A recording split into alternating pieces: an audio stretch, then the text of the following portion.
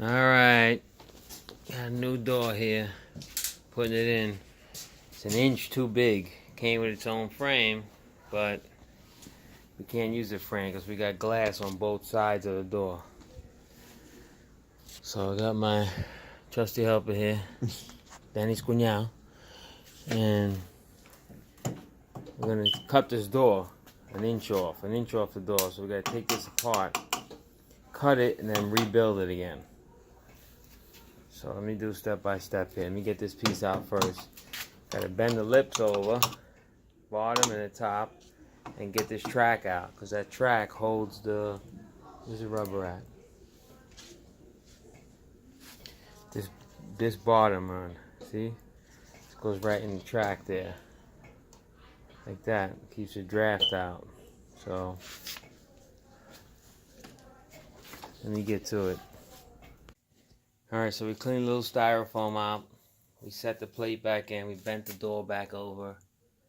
Now we could put our rubber back on tomorrow. Put those slits right in those slits. And then the door is the right size. So I'll be back tomorrow. Alright, there it is. Turned out pretty good. I don't think I have to put the plates there. You can see it's sealed all the way around. I didn't make a full video of it because it was a pain in the ass. But I got the hinges were in different spots on the frame, so I gotta just fill that with some wood filler. The door was too tall. Here's the old one. I want to get one of those plates in the bottom there. Stainless one, put on the outside. But here's a new lock. It's open. This is what it looks like from outside. There's a new lock.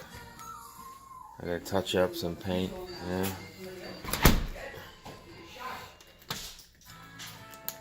Alright. Oh, I opened it again.